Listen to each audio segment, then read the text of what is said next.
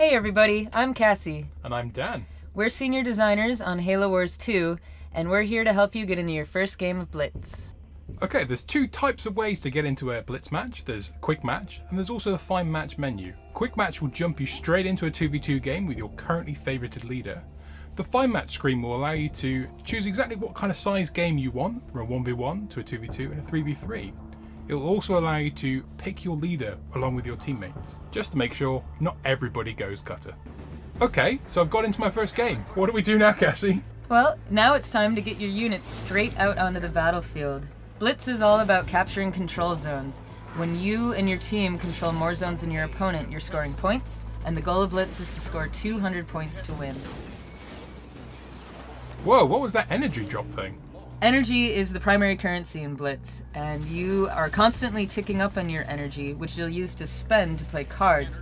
Every so often, energy will fall from the sky, and it's up to the team to capture those energy cores. That will increase their energy rates. So how do I collect energy? Well, first you go up to the energy core and you have to shoot it to open it up. Energy will spill out, and ground units can pick up the crates.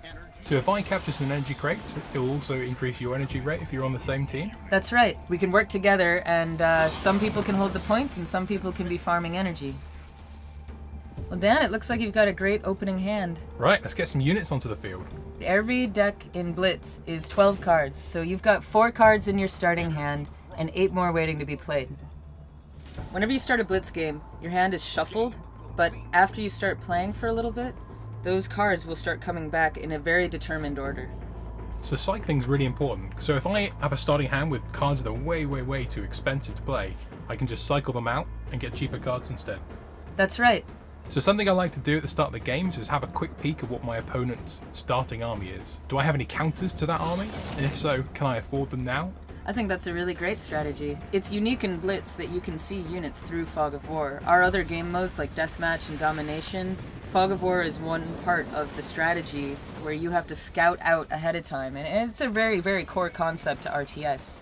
We felt in Blitz that it's more about being able to look at your hand and plan and strategize with your hand in the cards you have than it was worrying about having to play the scouting game in addition to playing a game where you're trying to defend a point. So in Blitz, there's 2 ways to deploy your units. You can deploy them at your home starting base, and they'll come in at full health. Or if you deploy units on the field, they'll come in with what's called deployment fatigue. This means they come in at half health, and also they deal half damage for 8 seconds. If you make it past the 8 seconds, they'll go back at to full health and back up to full damage. If you get hurt during that duration, you'll stick at that health.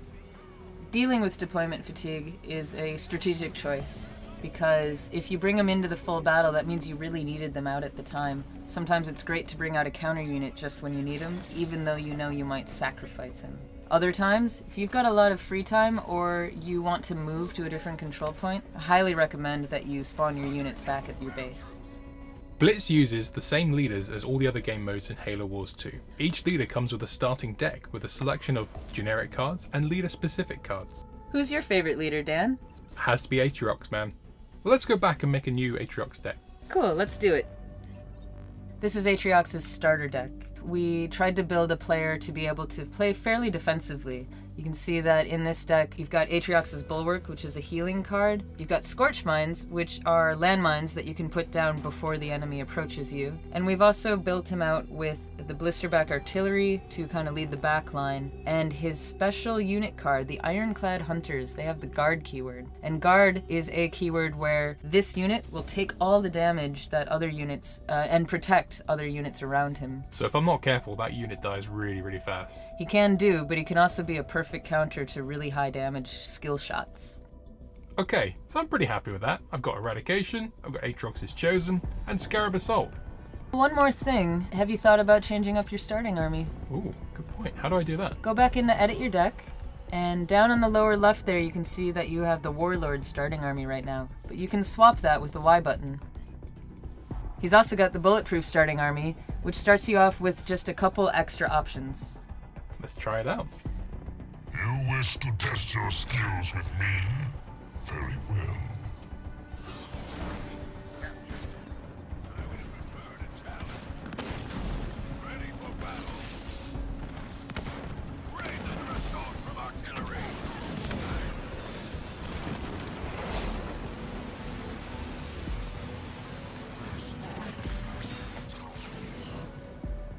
It's all about that eradication.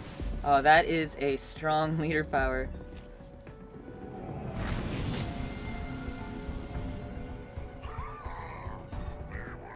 Ooh, I just leveled up. That's awesome. I get a card pack out of that. And you also get another card pack if you complete the tutorial. I can also get more card packs by playing the daily challenges and the weekly challenges. In fact, it's really easy to get card packs just by playing the game. Whenever you get duplicates out of card packs for cards that you already own, they'll power up that card. Eventually you can get it to level 2, level 3, level 4, and it'll become slightly more powerful out on the battlefield. So always be chasing new card packs. Goodbye from us, and we can't wait to see you on February 21st for the launch of Halo Wars 2. Bye!